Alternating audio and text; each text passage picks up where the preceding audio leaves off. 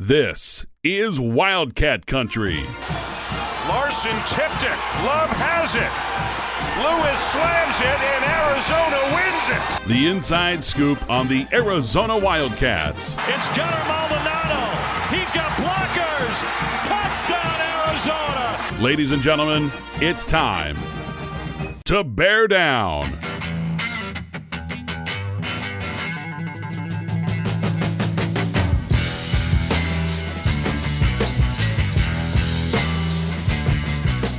Welcome to another edition of Wildcat Country presented by Harrah's Auction Casino. Eric Cohen and Shane Dale, and it is time for March Madness. The NCAA Tournament is here. Arizona is a 4 seed. They are playing Akron in the first round, and we have so much to talk about on this show. Shane, our buddy Ryan Hansen, who will be on the radio broadcast once again with Brian Jeffries, is going to join us in segment number 2. But for episode number 251, Shane, it is all about Arizona and their NCAA Tournament chances. First of all, right off the bat, before you tell us anything else, are you happy with the draw? Are you upset with the draw?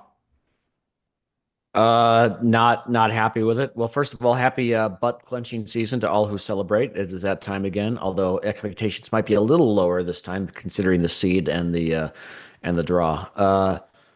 No, I think the West would have been a better draw for Arizona. I agree. I think I saw where it was going, though, as soon as you saw Duke. And you see the Duke is the 1 seed, then you see the 4, 13, and 5, 12 matchups are going to be in Seattle.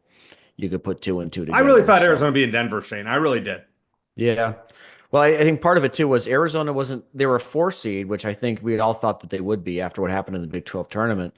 But they were the last 4 seed in. They were essentially the number 16 overall seed. So if they had maybe moved a spot or 2 higher, maybe they'd have a different draw. Maybe they'd beaten Houston, things would have been different. Again, I remember a couple of years ago we had Jerry Palm on to preview the NCAA tournament and talk about where Arizona was going to be. And he'd mentioned that the conference tournaments aren't as big a deal often as we make them out to be. Certainly for the automatic bids, they're a big deal. And if you go from, say, like a 5 seed to run on the table, you might move up a seed line or 2. But there's a good chance that if they lost to Kansas, they'd probably be a 5 seed, but I think the win over Kansas probably got them a 4, and the rest of it didn't matter. So as far as a draw, I know we'll get into a little bit more. We're going to skip Shane standouts today, even though baseball, softball, men's tennis, women's tennis, beach volleyball all had incredible weeks. We'll get into those more certainly once the tournament gets going or once Arizona's out of the tournament, because there's a lot more to talk about. But we're gonna focus on March Madness because I know that's the big talker right now. All right, let's get to it. Buy or sell. Number 1, Shane, Arizona is worthy of that 4 seed that they got. Forget the region. As far as the seed itself, based on their metrics, Arizona is worthy of that seed. Buy or sell. Yeah, I would have been surprised. I think you probably would have been too if they were anything other than a 4 after what happened in the Big 12 tournament. I thought they might be a spot or 2 higher overall, but I'm not going to argue with it. Realistically, I mean, we go back to before Big 12 play. This is close to best case scenario, realistically, after a 6-5 non-conference that didn't include a single marquee win.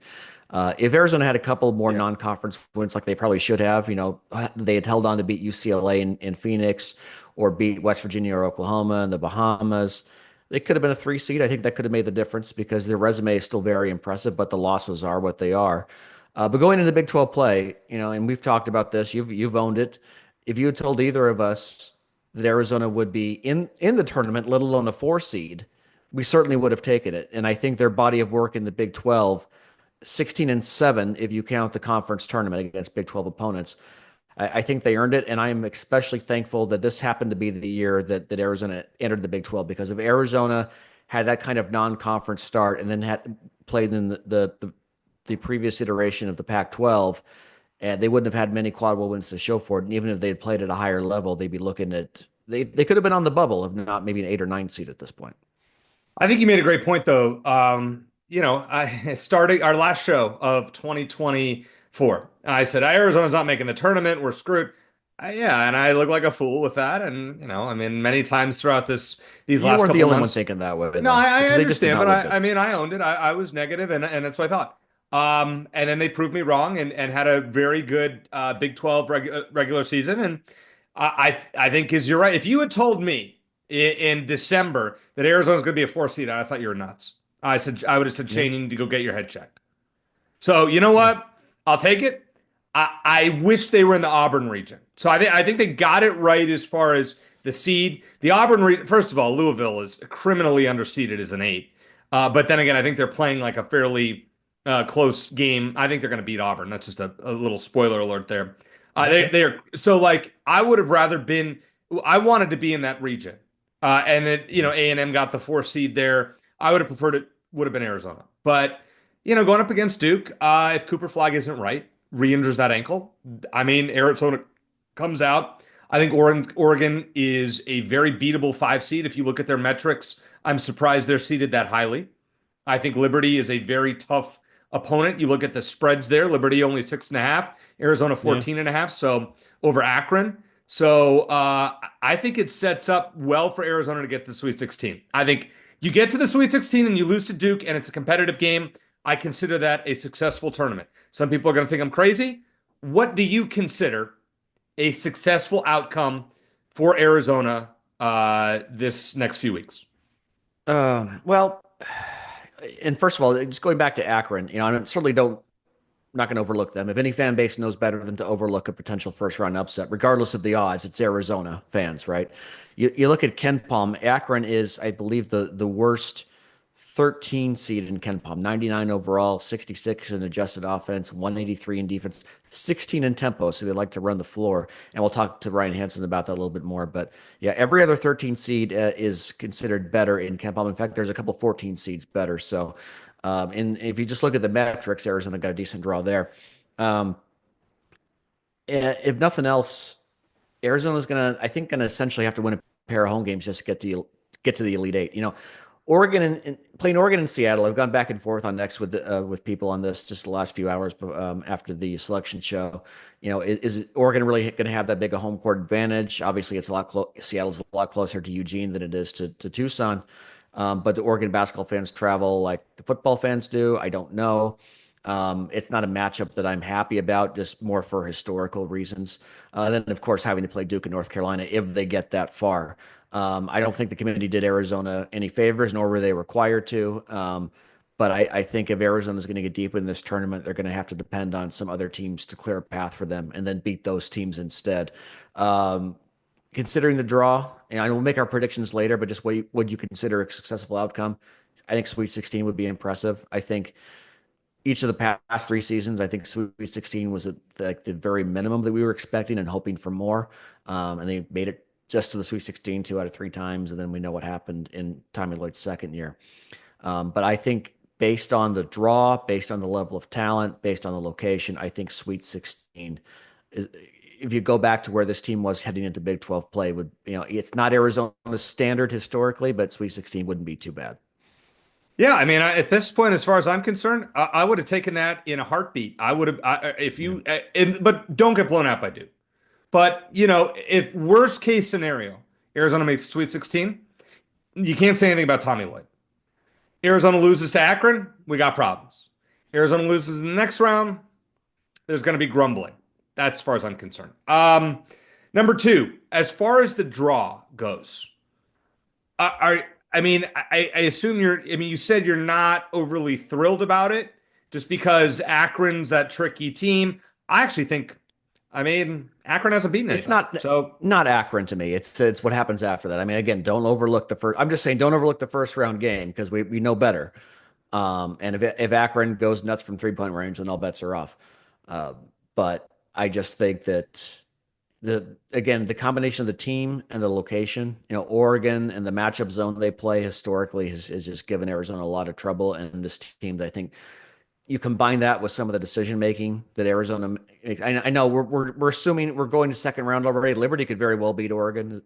But I think that's difficult. And then, you talked about a couple of weeks ago, Eric, that you would rather have Arizona be like a 6 seed because then they could avoid potentially the 1 seed and then until the Elite Eight, and then maybe someone would beat them before then. So I didn't really consider that big a deal until I saw this draw. And I think I don't know if Duke's the best team in the country. Cooper Flagg's health is could be an issue. You never know. Maybe he's not even close to 100%. And either Mississippi State or Baylor. I don't think it'd be Baylor, but Mississippi State. Maybe they pulled the upset, and so we'll have to wait and see. But I as soon as I saw that draw, I thought, okay, Sweet 16 is probably the ceiling.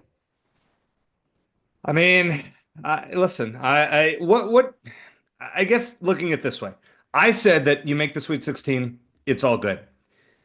Do you agree with me that like Arizona gets there, plays do like are we can consider this successful year? Keep then it comes about roster retention and potentially getting, Braden Burries, and then Arizona could be a top five team next year. Like, is that kind of the mentality that we would view as successful? Yeah, and it's kind of funny because I remember even in '97, I was 16 years old, but I remember thinking, wow, Arizona's going to be really good next year because they were going to bring a lot of guys back. And they were a one seed the following year. They got their butt kicked in the Elite Eight, but that team in the regular season was a lot better. But as a four seed in '97, they run the table. So again, I think there are in any given year, a couple dozen teams every year that can make the Final Four. But I think part of it depends on having a good draw. Now, if Arizona plays a Duke team where Flag clearly isn't 100% or doesn't play, then certainly that can change things. But I think Arizona's had a good draw on and off the last couple of years, and that hasn't done them any favors. They should have obviously beaten Clemson last year and at least gotten to the Elite Eight. So again, you can nitpick all day on this, and you think that the field's going to turn out one way. No one was picking Clemson to even make it to the Sweet 16. We never thought Arizona was going to play Clemson in the Sweet 16, let alone lose to them. So we'll see. But just my first impression of the draw was just, I think we're gonna have to wait at least another year to hopefully get back to that Final Four. I have to say this, and this is kind of weird. I'm looking ahead at the Sweet 16. I'm going, uh-oh. Because Arizona, I'm a Cubs fan, and the Diamondbacks opening day is against the Cubs. I have tickets. I have a friend coming in from out of town. We're going to go to the games, at least the first couple games. So I have tickets for opening day, and Arizona Duke would be right smack dab, likely just before first pitch. So it's going to be quite the dilemma. So we'll just say that, and I would love to face that because then it gives us more to talk about, to be excited about, and everything like that. All right, I want to ask you about the Big 12 tournament. We haven't really gone into it. You did not have high expectations for Arizona, nor did I. We thought, okay, they're probably going to lose in the semifinals, and so be it, and whatnot. And they, got to the championship game and played Houston hard. Who was the player that impressed you the most, and the one that kind of you were a little disappointed with? Yeah, and we both picked Arizona to beat Kansas and lose to Texas Tech. I Yeah, think if I had realized at the time that Tech was going to be without two of its top three scorers, I may have picked Arizona I to agree get with as you. far Yeah, as I I agree with did. that. Yeah. But I mean, I'm not taking anything away from the win. It is what it is. But again, I don't know how much that ended up mattering in the NCAA tournament. As far as tournament itself, I think Caleb Love, easy answer, but I think he impressed me the most because you saw both ways he can help Arizona win against Kansas. Didn't score much. He didn't shoot much, but he did everything else. He passed the ball well, had 6 assists, didn't turn it over, had just one turnover for the game. Played outstanding defense, and then he had a big scoring game. He just went off against Texas Tech, especially in the first half. So he definitely deserved to be in the all-tournament team. Again, you saw some of the bad Caleb Love late in the game against Houston. I know a lot of people I was talking with on X were just saying Arizona was exhausted at the end of that game, and they probably were. Houston plays that kind of style, and it's their third game in as many days. So I get Yeah. that. As far as biggest disappointment, at this point, I'm not really sure why Anthony Delorso is still starting. You barely heard his name called at all in the tournament. He only played 5 minutes against Houston. He doesn't have to be the leading scorer on this team or even in the top three or four, but I think he needs to have a bigger impact in the NCAA tournament. I think if Arizona is going to make it further, like if they're going to have a chance against a team like Duke, you're going to need a guy like Del Orso to step up and make some shots. He's capable of going on a 9-0 run on his own. You remember early in the second half versus BYU in Tucson, which I know we remember that game for different reasons, but Del Orso scored 11 points in the first couple minutes of that half. Arizona is going to need that kind of impact from him, I think, in particular, at some point in this tournament, if they're going to make a deep playoff run. And the fact that he kind of disappeared in the Big 12 tournament isn't very encouraging to me. I'm gonna go. I mean, Caleb Love carried Arizona on Friday night against Texas Tech. I was really impressed, and that just shows you kind of what I've been saying for the last few months. Is Arizona's gonna go as far as Caleb Love takes them. If Caleb Love goes 3 of 18 against Akron, Arizona's in trouble.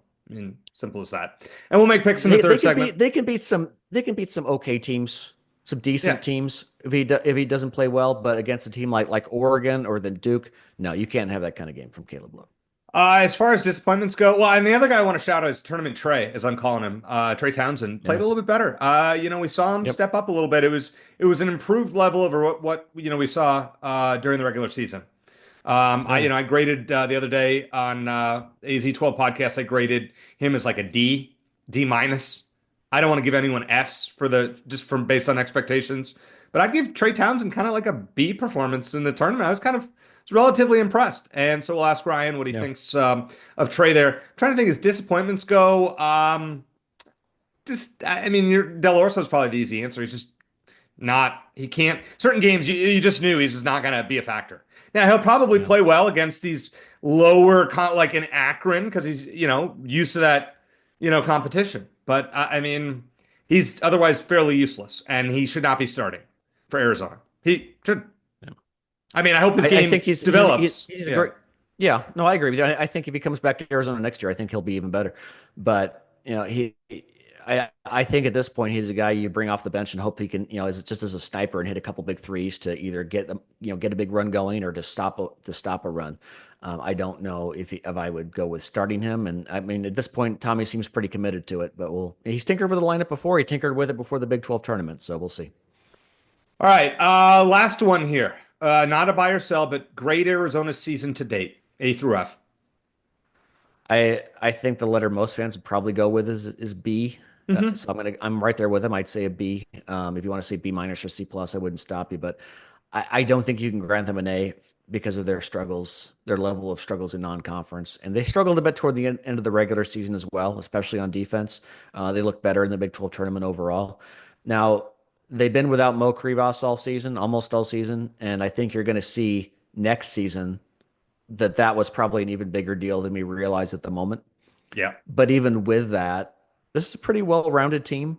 They just even Conrad Martinez made a couple of appearances as well in the Big 12 tournament, but they're really eight deep. They get lost at times. They made bad decisions against, and they aren't good at finishing against good teams in close games. They finished well against Kansas, didn't against Houston. Maybe they ran out of gas. We talked about the end of the game against Houston ad nauseum already. So I think finishing tied for third and reaching the conference tournament championship in their first season in the Big 12, that's impressive. It really is. And better than they were projected to be by the media before the season began. They were picked to finish fifth.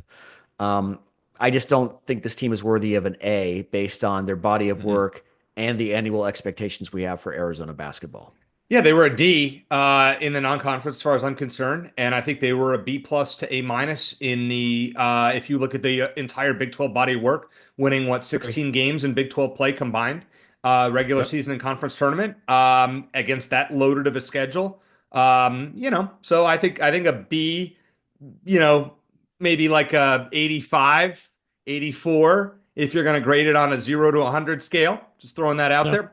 As always, Wildcat Country is presented by Harrah's Auction Casino. And calling all Wildcat fans, did you know that Harrah's Auction Casino is your local home for Caesars Rewards? Every play unlocks perks at more than 50 destinations nationwide. Enjoy free dining in Atlantic City, hotel stays in New Orleans, and exclusive rewards from coast to coast. Sign up today, earn rewards credits, and experience nationwide play only at Harrah's Auction Casino, the official sponsor of Caesars Rewards in Arizona. Now, last week, for the 250th show, we were offering a giveaway of one free night at Harrah's Auction and a $150 room credit, which can be That's right. used at any restaurant. A phenomenal gift We did do from that. Harrah's Auction Casino. Shane, you compiled the results and had a drawing, so do tell. Yeah, so I did record the drawing. My son Callum helped me with it. Just did it on random.org. I put all the X handles for people who made a prediction, or not a prediction, but shared their favorite Arizona Conference tournament memory and are following us. And so I did a little random.org drawing, what I'll post shortly to show you that it was on the up and up. But a congratulations to at Bear Down Steve Molina, who is definitely a good friend of the show. I know a lot of people who are good friends of the show participated, but he was the first name that came up at the top when we did the random.org drawing that you'll see shortly. So congratulations, Steve. We'll be in touch with you shortly on how to collect your winnings. Way to go, Steve. Congrats, and thank you to all who responded on our X threads when it came to that contest. So we will have more contests throughout the year. Don't worry, this is not your only chance to win from Harrah's Auction Casino. Coming up next, our buddy Ryan Hansen joins us on Wildcat Country.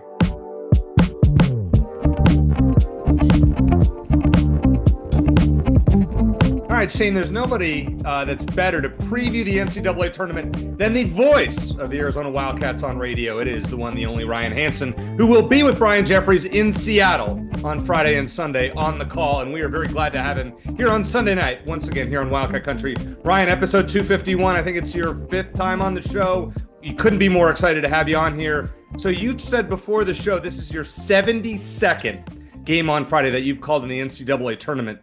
Outside of, I assume, I don't think you called the championship game. Did you back in 97? No, and I have to qualify what you said. So this is my 72nd Arizona NCAA tournament game in person. In person, okay. I didn't call all of those because the first NCAA tournament game that I went to was in McHale Center when Arizona lost to UTEP in 1987, and I was in junior high, so I was not on the call that day. Come on, Ryan, you weren't, you couldn't get on the mic. You're 12, 13 years old for that one. I tried, but Brian would let me on. But before we get into previewing Akron and the region and everything, outside of the 97 run, what's been your favorite Arizona NCAA tournament game that you've been to? Wow, that's okay. Outside of the NCAA tournament run in 97, that's tough. The significance of the win over Michigan State in 2001, just when we absolutely went in there and drilled them. You know, they're the defending national champs, and you just hammered those guys. So that was a pretty great second half. But I would have a hard time, and I think an Arizona Wildcat fan might not want to listen to me ever again if I don't say 2011 Sweet 16 win over Duke. If I don't say that, right, we've got problems. Quick story on that one. I wasn't on the air. I was assistant athletics director with the U of A at the time. So I was actually the sports administrator in charge of men's basketball. So I was the go-between between Greg Byrne and Sean Miller. So I worked collaboratively with those guys. That was my last year with the athletics department.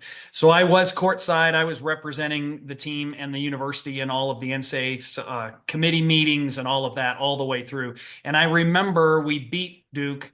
We're running back to the locker room, and before Sean Miller goes into the locker room, and obviously it's mayhem, mayhem in the locker room. I remember him stopping short of the door because I think he knew, and Sean was excellent at this.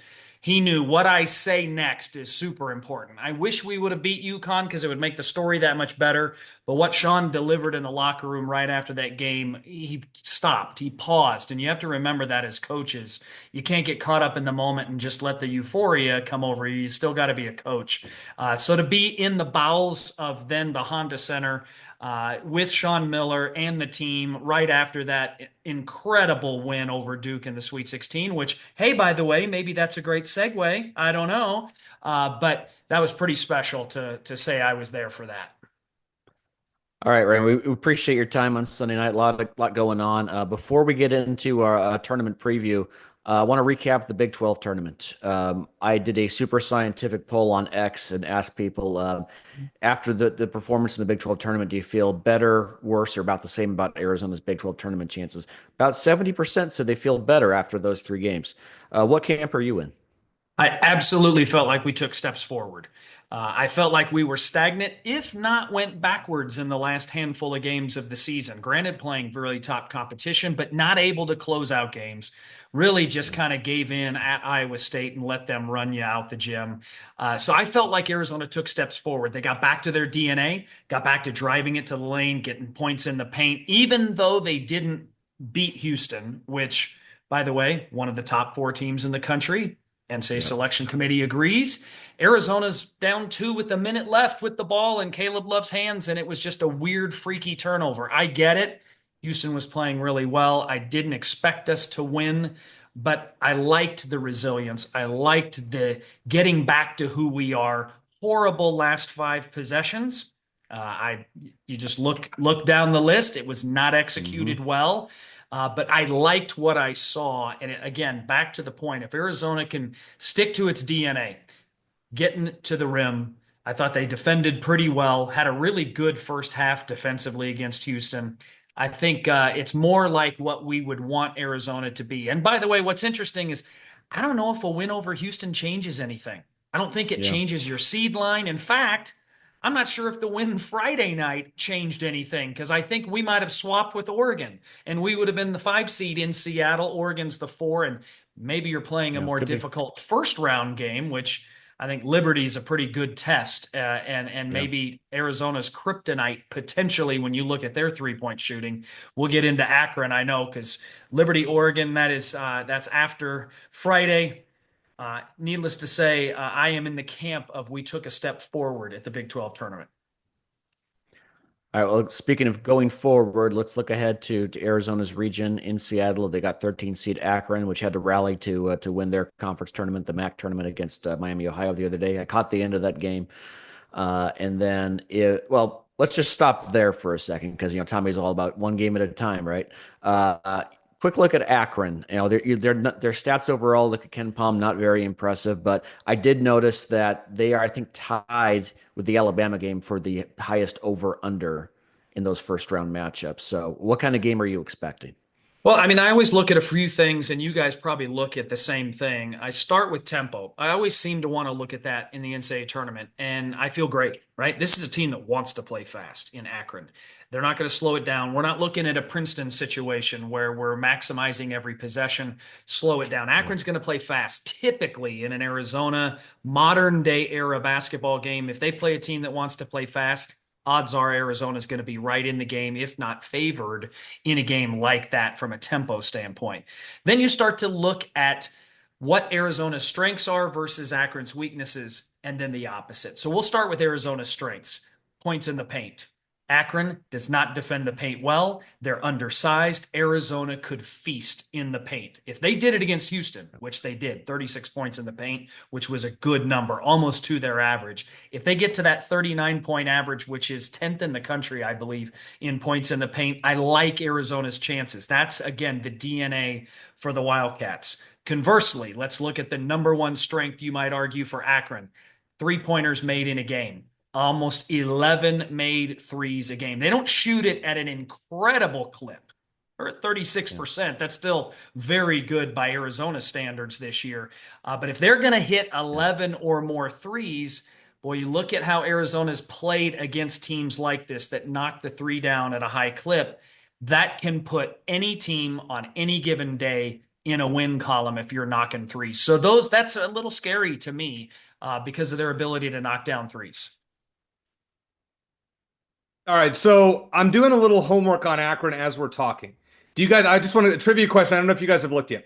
How many quad one and quad two games combined has Akron played this season? Ooh, you got me on that one. What would you guess? Both of you. Well, let me guess. Do they have more quad one wins than North Carolina? That is the real question. No. Okay. Well, all right. So they deserve to be in still. What would I guess? I don't know, 6. Shane? Am I okay? Now, I have no. I would take less than that. All right, they are 0-1 in quad one games and 1-2 in quad two games. They played 4 of 32 games against legitimate teams. There's a reason that Arizona is favored by 14.5. Ryan, I know this is a random question. Do you ever, when you go and you're calling a game, do you ever look at the betting line and say, the odds makers think this is going to happen, so I should maybe adjust my expectations if Arizona is a closer line than you think? Further, like, what's your anything? Yeah, I'm not.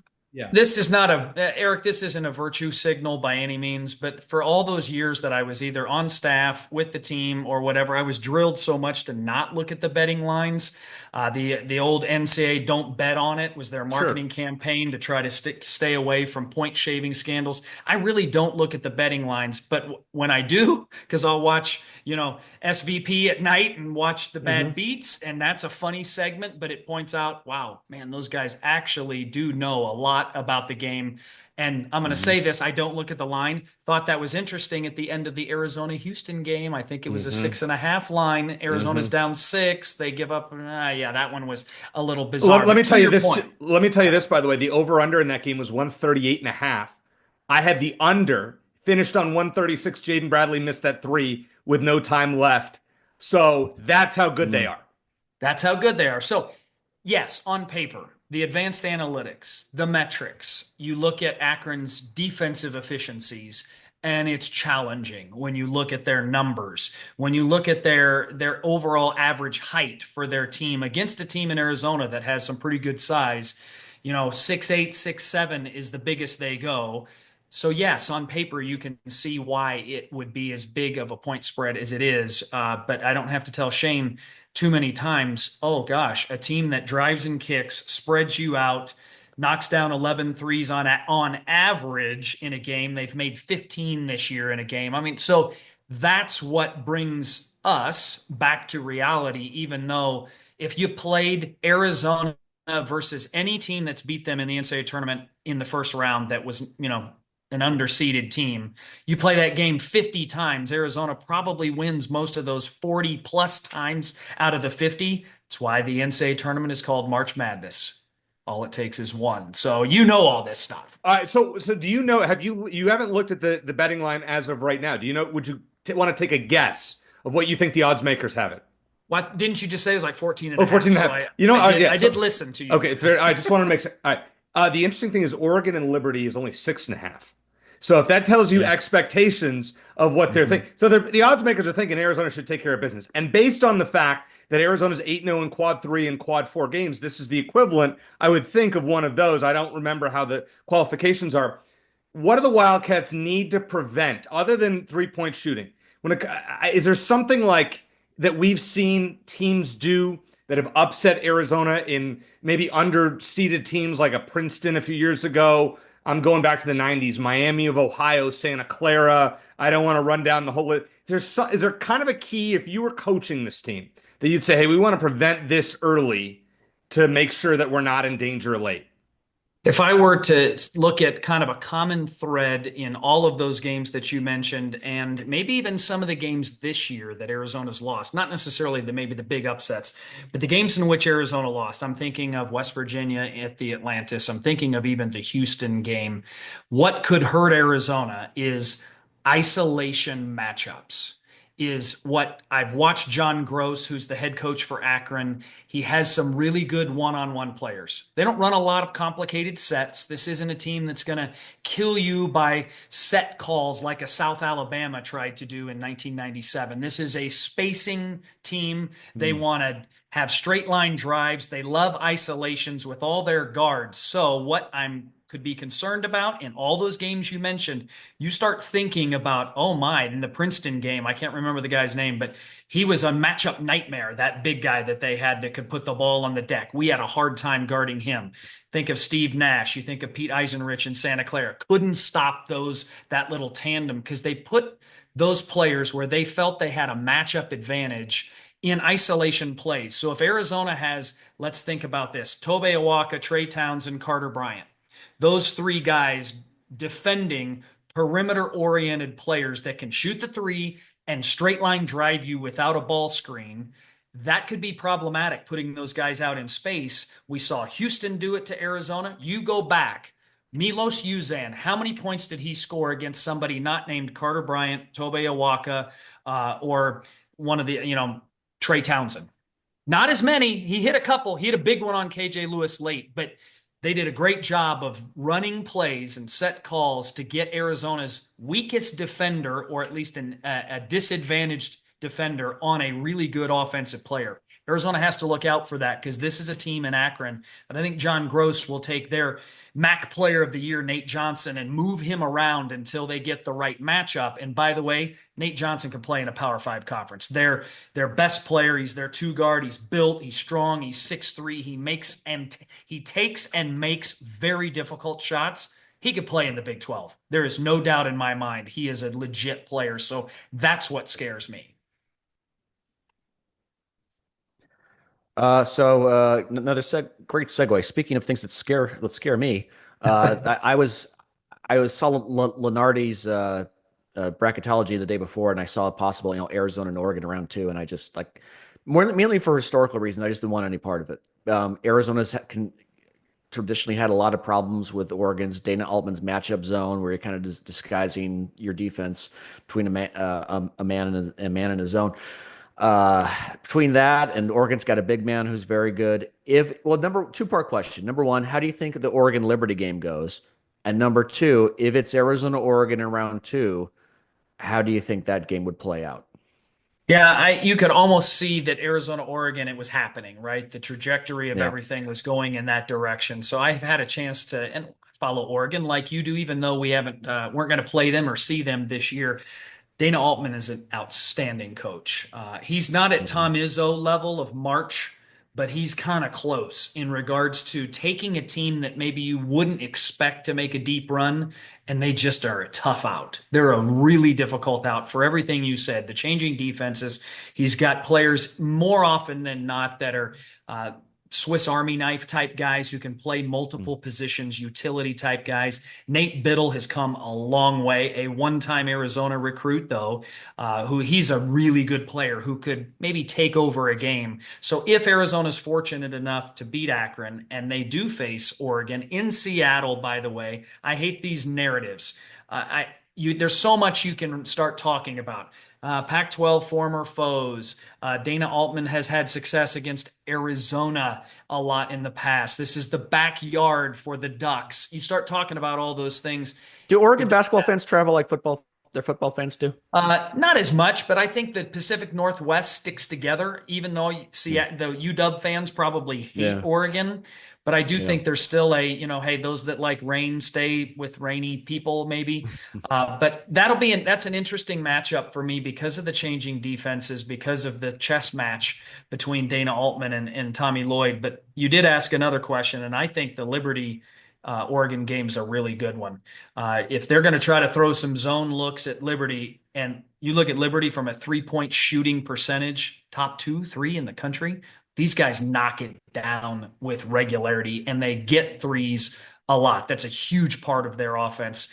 Again, a very scary team in that way. So I think that may be a trendy upset pick right now for many. That 12-5 always seems to be very trendy because it happens pretty significantly. Those are the bigger upsets that start to take place. But I do, it is no surprise. I think Arizona, if you would have said this to me at the beginning of the year, would you think they're going to potentially be faced with UCLA or Oregon in the NCAA tournament? I would have said almost bet the house on it because of just the regionality of how they seed things and the close proximity. It was almost inevitable that it was going to be one of those two schools or Gonzaga if they would have been in that 4, 5, 6 run that we would have been matched up with. So we got used to it because we're going to see that probably for the foreseeable future.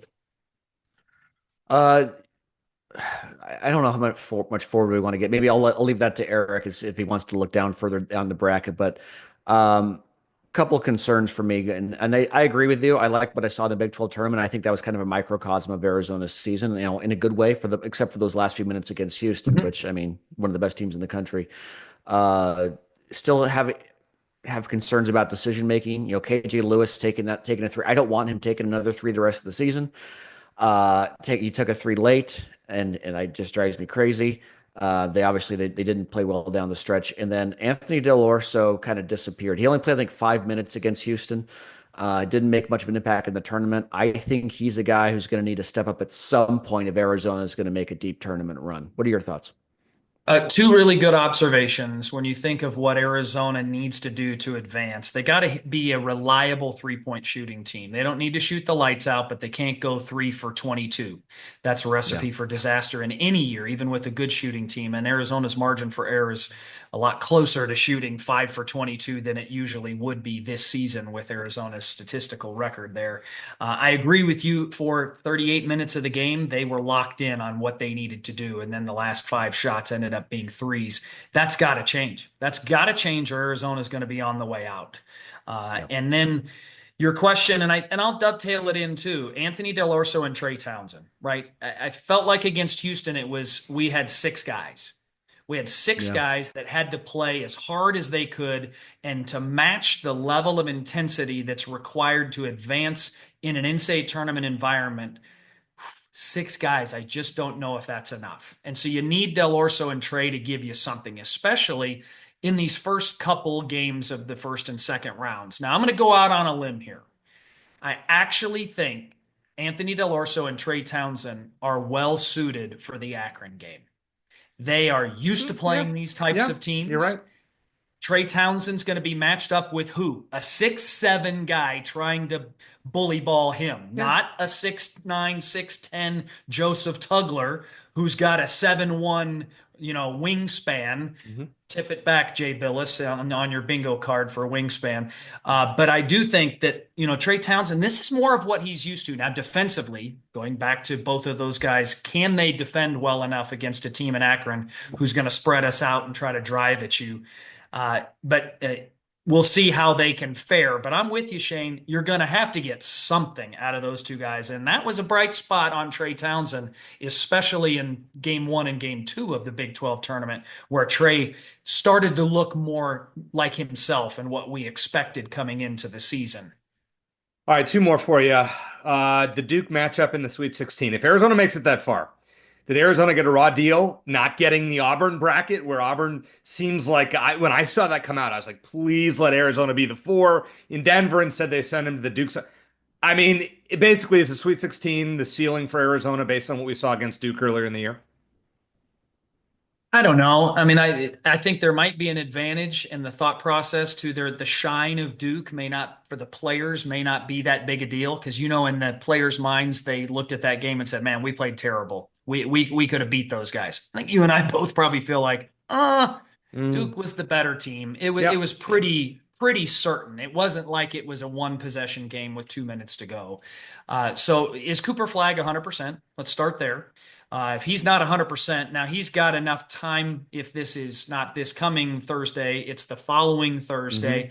You'd like to believe, if it doesn't matter, he's gonna play because he wants to play in the NCAA tournament. But that ankle sprain looked really bad, boys. And so what's his level? You don't have Brown; he's out. So they're not the same team in that regard. They've gotten better. Isaiah Evans didn't do anything against Arizona. He barely even played. But look at what that guy's done in big games. So they're different. They're better than they were when they played at McHale Center. I don't think the ceiling changes for me, because would you rather be playing Florida in the Sweet 16? I wouldn't. I think Florida looks incredibly good to me. I think their guard play is very difficult to defend. I somewhat do agree with you that if I looked at the number ones that were left, and we probably weren't going to be with Houston as a 4, with them as a 1, probably not going to do that based on bracketing principles. So it was of those 3. If I had my pick, I would have picked Auburn. They shoot themselves out of games. They're undisciplined. But at the same time, they have tough shot makers. So as easy as they could shoot themselves out of games, they can just throw things in off of 1 foot back to the basket, crazy stuff, and it goes in, and that sends you home too. At this point, you got to beat the best in the Sweet 16. You have to be prepared for a really good team. And I hate this, but I'm going to do it anyways. If we were doing this podcast in 1997 and we were staring down a 34-1 team in Kansas who lost in overtime at Missouri with Paul Pierce and Scott Pollard and Jacques Vaughn and Jared Haas and Rafe LaFrentz, we all would have said, all right, Birmingham, that's going to be as far as it goes. That's a great guys. point. We'll take it. And so we would have said the same in 2011 as well, Ryan. I mean, you're looking against that Duke team with Kyrie Irving. We would have said the same thing. That's right. Great. Defending national champs there with Duke, and they had all the guys. And the reverse has happened, where we've looked at a bracket and said, "Ooh, I like this matchup. Ooh, I think Arizona can beat those guys," and then, whoa, I had no idea how good fill in the blank team was. And I'll go way back. The Alabama team in what was that, 1990 or 91 that had Robert Ory, and they had an incredible team at the end of the day. It was a 2-7 matchup, if I remember right. Alabama had a really good defense. That might have been the best 7 seed in the history of the NCAA tournament that no one talks about today. That was a ridiculously good team. And back then we all were like, we've done this. We got this. Those guys are bums. So you see it on both sides, Eric, in my thoughts. At the Sweet 16 level, you're going to be playing either an elite level team or a team that's playing elite, or both potentially. And that's fair. And that's a great point. All right, I got to ask you last thing about a bracket overall. On one side you have Auburn and Michigan State, and then you have Florida and St. John's. Just giving you the top two seeds. Obviously, then there's Arizona's bracket with Houston below them. If you were to pick a championship game tonight, unofficially, between two sides, I don't want to spoil where I'm at. I have a couple of one seeds in the title game. I'll say that. Is there anybody that you would say stands out to you? Yeah, I'll start with this. I'm a metrics guy, so I've been reading a lot of metrics and discussions talking about advanced and adjusted efficiencies. And the word on the street is that the seeds 1 through 4 have never had a larger gap versus their first and second round games than they've ever had before. It's like it's a crazy stat. And so I hate picking chalk because that's just too easy. However, I'm going to be a prisoner of the moment. I think, as I mentioned earlier, I think Florida is a very tough out.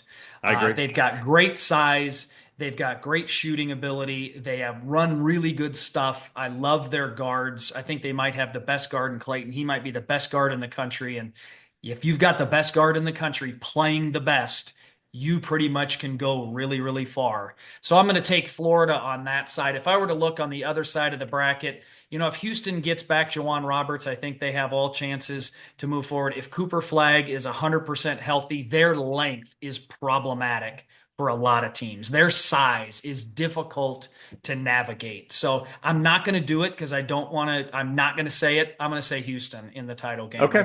I can't say the other guys. And Houston or Florida? Houston or Florida? I think Florida wins. Wow. Okay. There you go. I love it. And last, I guess, a bonus question for you. People are already looking at summer travel plans. Bon Voyage Travel. How can they help people out? bvtravel.com is your best place to start. Come to our website. If you're looking for a vacation, we got you covered. Ryan, always appreciate it. And thank you for jumping on fairly short notice, kind of helping us out here, previewing things. Have a great time in Seattle. Bring us some luck. And looking forward to chatting with you, hopefully later in March as we advance. Let's keep advancing, boys. Survive and advance.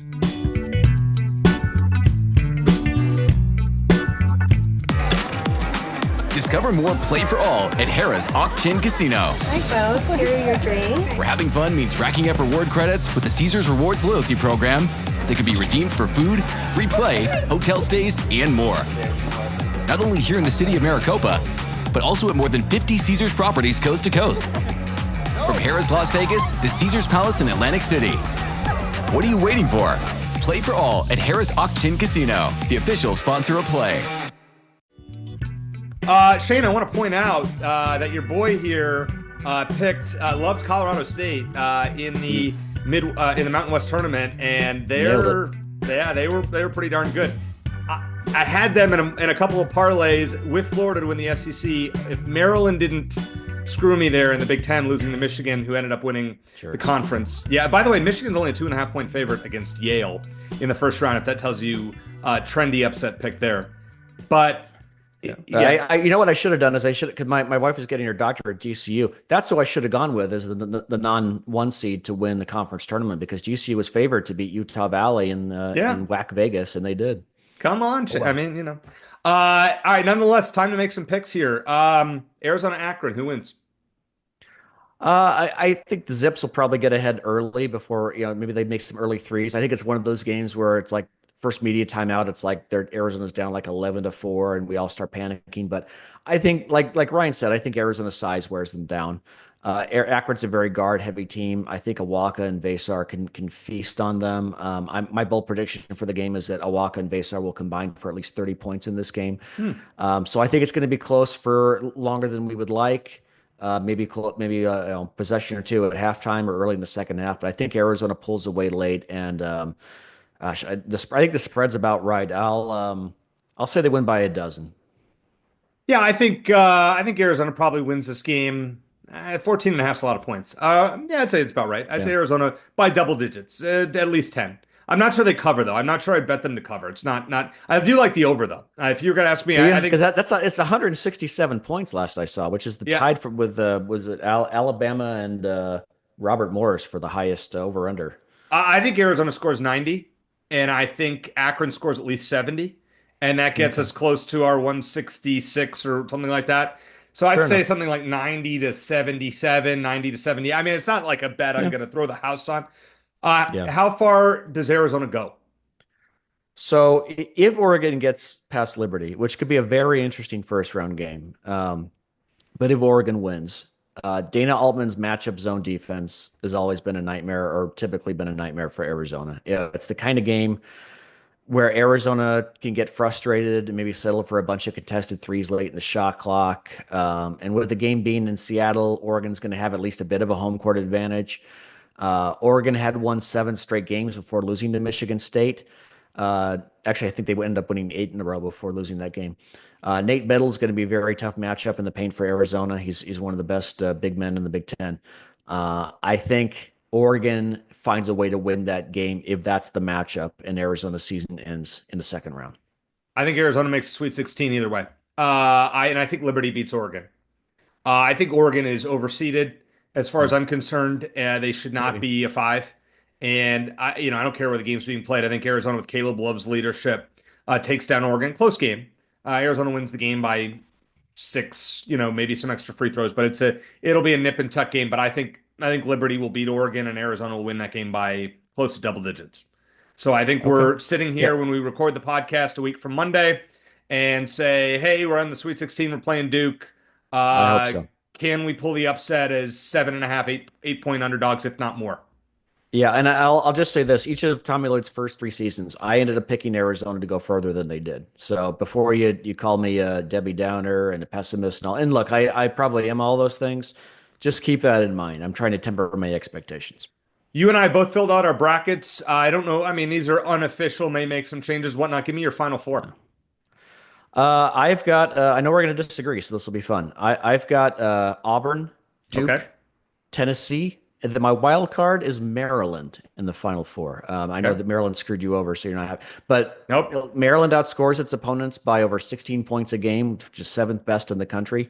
They're number 6 in Ken Palm defense, which is why I actually think they could match up well with Florida in a Sweet 16 game. I think that was probably the worst 1-4 potential matchup for Florida in particular.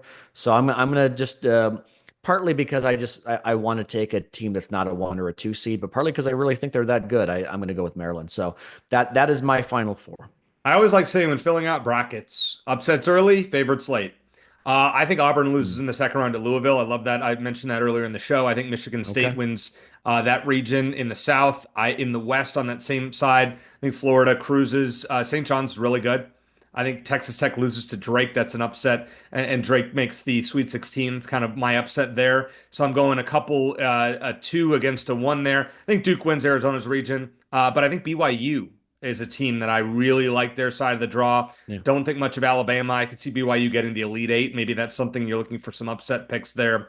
BYU with the way they shoot the ball. I mean, they could lose in the first round to VCU or they could go far. So I actually am going to pick BYU going far. And then I think Houston. I think Houston's region's kind of a joke. And I think Tennessee's usually garbage. I'm going to pick them to go to the Elite Eight because I don't trust Illinois. So I'm going 3-1 No. seeds and Michigan State, and I will go Duke over Florida. And give me your pick, and then I want to give you a piece of bracket advice. Well, we both have Duke and an SEC team in the championship game. But I've got Auburn, who you have bowing out in the second round, beating Duke in the national championship. I know Auburn's lost 3 of its last 4. I think when you take a team that talented, because I still stubbornly think Auburn can be the best team in the country when they're playing their best. You take a team like that and you put kind of a chip on their shoulder going into this tournament. I think that's a dangerous combination for everyone else. So I'm going to take Auburn over Duke in the title game. And just for if it comes down to that matchup in particular, Auburn's just much more battle tested playing in the SEC Interesting. versus the ACC, which I believe got 4 teams in the tournament and should have only gotten 3. Fair enough. Okay, I respect it. One thing I want to say when you're filling out a bracket, just a little piece of advice from me. I work in sports betting ish, so I know a lot of you are big Arizona fans. You want to pick Arizona to go far. There's something that's called an emotional hedge. You can root for Arizona, and you could do your backup brackets in smaller bracket pools with Arizona going far. But if you're in a bracket pool that potentially can pay more and, has higher stakes, whatever that is, whether it's $5, $25, $50 or more. Emotional hedge. You don't have to pick Arizona. No one's going to think you're a bad fan for not doing it. And guess what? No, that's not necessarily true. Well, no, you know what? Because if Arizona ruins my bracket, that's a trade I will make every single day. But if Arizona ruins your bracket for picking them far and they don't go that far, that makes it that much worse. And you know what? That is the exact reason why a lot of times I don't gamble nearly as much as you do, Eric. But when I do, sometimes I will pick against Arizona just to kind of hedge there because because number one, I have to believe that they probably will lose. But if they do, at least I got something out of it. And that's kind of, that's not why I picked Oregon or Arizona to lose to Oregon. I genuinely think that's going to happen. But I'm also with you. Like if I don't win a pool because Arizona got to the Final Four, I'm going to live with that every single day. Yeah, if Arizona makes the Final Four, there is no amount of money that I could have won that would equal that, as far as I'm concerned, in these pools that I'm in. Considering it's been this long, yeah. And some of you may think 24 years in counting. It bothers me when I hear somebody say, it might be personally, and to each their own. When I hear somebody say, well, I have to pick Arizona to go all the way in every pool that I do. No, you don't. Yeah. That's not. Is it Arizona hasn't the been best a team in the profitable country? venture in a long time. No, Arizona hasn't made a Final Four since 2001. Is Arizona the best team in the country? There's nobody that can possibly say that, honestly. Yeah. So, if you think they can get hot and you think a 97 run's going to happen, okay, fair enough. I get it. And it could. But to say I have to pick Arizona in every bracket they're in, not a fan of that. Just throwing that out there. We will recap it after the first two rounds. Let's hope there's some good news. And it's not a depressing episode 252 of Wildcat Country. So, I want to thank Ryan Hansen once again for joining us. Always great to catch up with him. For Shane Dale, I'm Eric Cohen. And as I always like to say, well, bear down.